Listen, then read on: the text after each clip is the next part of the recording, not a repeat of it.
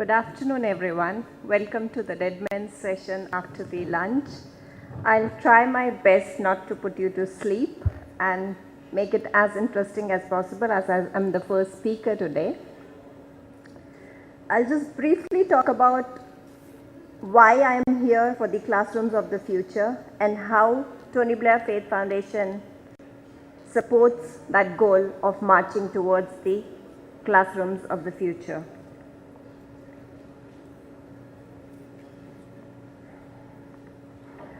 You would hear a lot from my colleagues who come from the technical background that technology is the underpinning for globalization.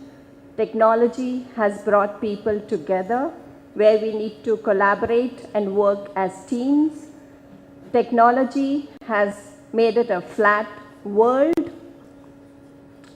Agreed. Technology is something that we need to use for this. But when we have teams coming from different regions, coming from different religions, coming from different faiths, how do you expect them to work together? There's a great need to understand your teammates. It's only when you understand the other is that you understand each other and you're able to it's only when you understand each other are you able to work much better collaboratively and produce a great output.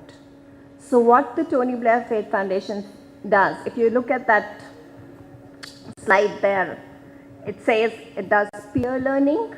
That's something which is one of the important 21st century skills. We want our students to learn from each other, talk to each other, be mentors for each other. That's something what the current Indian education system is promoting, CCE, that it has to be peer learning. Celebrate diversity.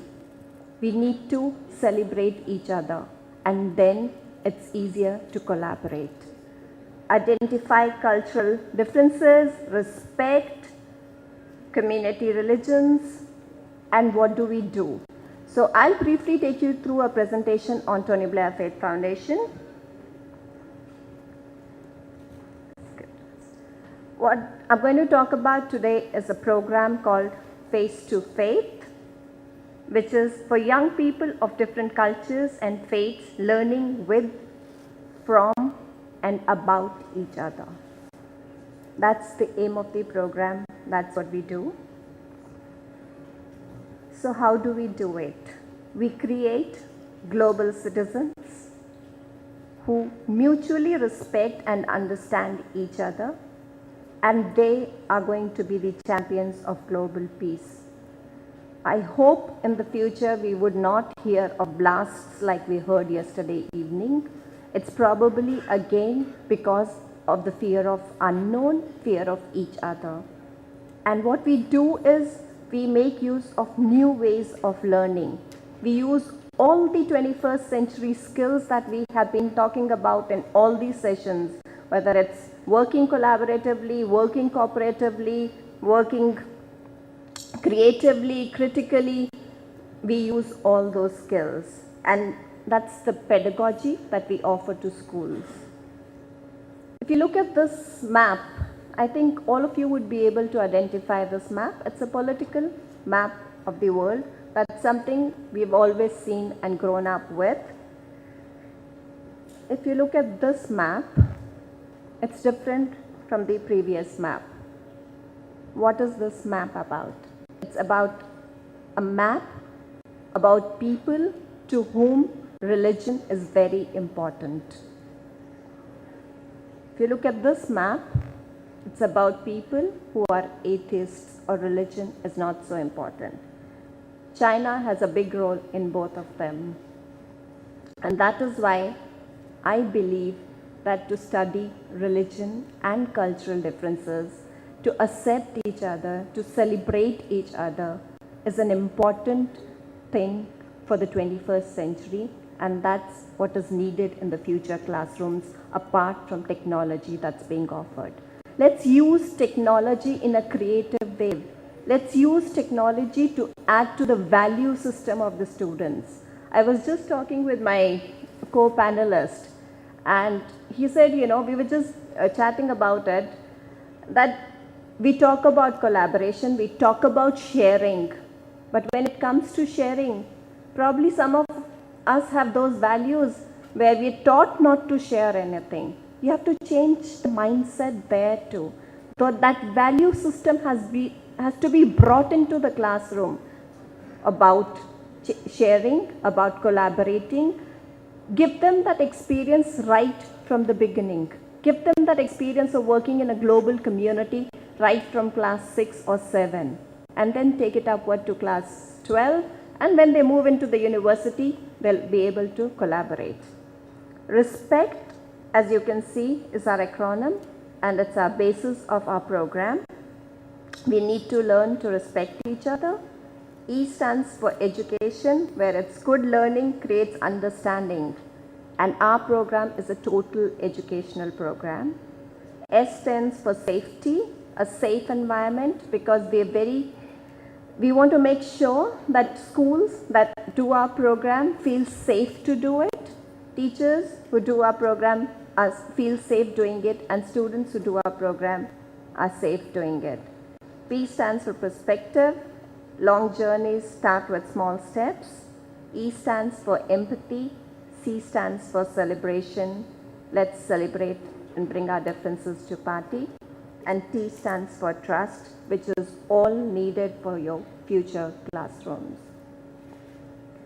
These are the countries. We are present in 17 countries, as you can see. So there's a lot of collaboration that's happening through our program.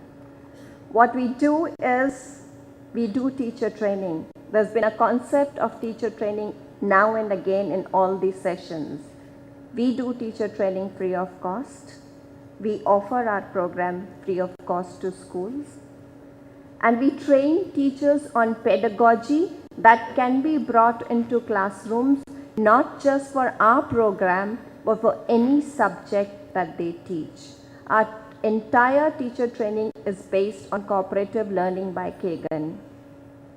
We provide teaching materials, we provide lesson plans, and I've got a lot of feedback from schools which come back and say that your lesson plans are so well written that our teachers have started using them for their regular classes. We have a very active online community, which is exactly like the Facebook. So there are teacher forums, there are student forums where teachers are discussing with each other whatever lessons they're going to be preparing, whatever lessons they're going to be teaching. And finally, we connect schools through video conferences. And we connect them so that they can talk to their friends right across. I'll probably show you a video clipping now. I know there's paucity of time and not take you any further on this, but I wanted to build a background for why I'm showing you that video clipping. What are the festivals that the children of the Duchess High School celebrate? Like in our school, we celebrate Christmas and Easter and Halloween. Yeah. And just before Christmas, often my family goes and attends the Christmas school at church, like where you get these oranges type things. And we celebrate Advent as well, where they light the candles.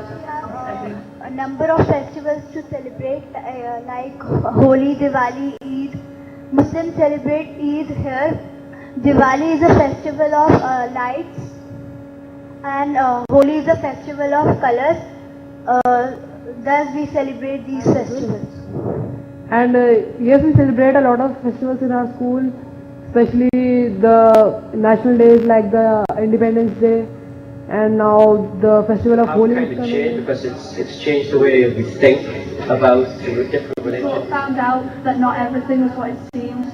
Like, for example, with India or something, we found out that it's not all what we thought it was. It's like better in a way. And we found out also about the different cultures and everything, and about how people live and things. So, yeah. We have changed our behavior very much, and now we are not eager to know the talk that people are doing about us, or we don't care of people who are discussing in groups.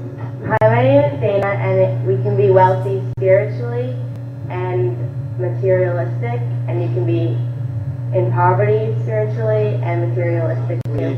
That spiritual wealth is the most important, as anybody can have spiritual wealth, but material wealth is not for everybody to have.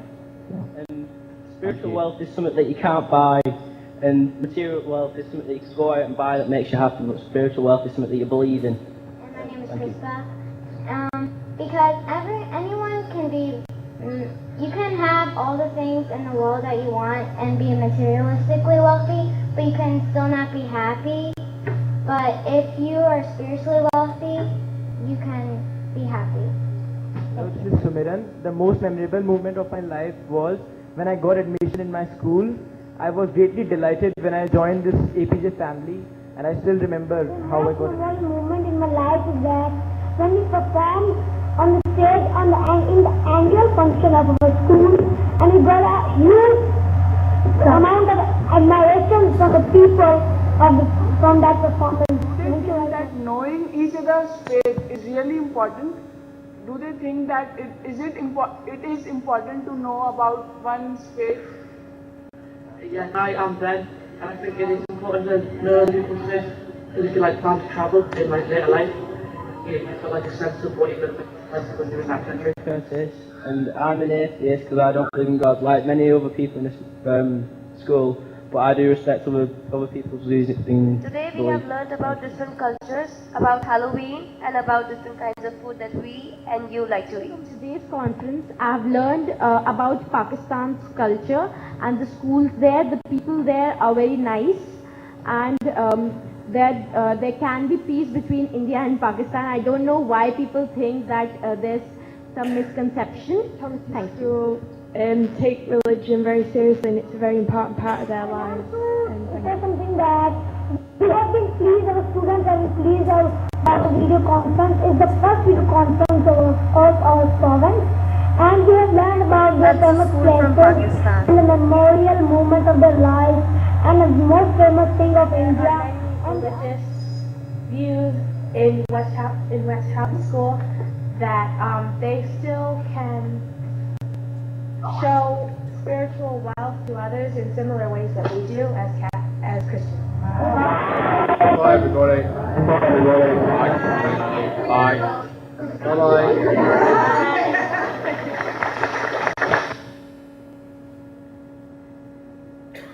I'll just end in a minute. Peter, I can see. I have 1 minute, great. So that was the format of our video conference, and friends, I just want to end with this, that these young ones are probably going to be the peacemakers of tomorrow. I remember the first video conference between India and Pakistan, the way the students were apprehensive on both the sides and were not willing to talk to each other just because of the media hype. But the video conference changed everything. They are friends forever now. When Fatima Bhutto launched her book, they were discussing the book on the online website. They discussed their projects with them, they discussed their school life with them, they discussed their adolescent problems with them. And these students are just 13, 14 years old. They're not older, but they're leading to learn how to learn. They're living to learn how to collaborate and march towards the future. Thank you so much.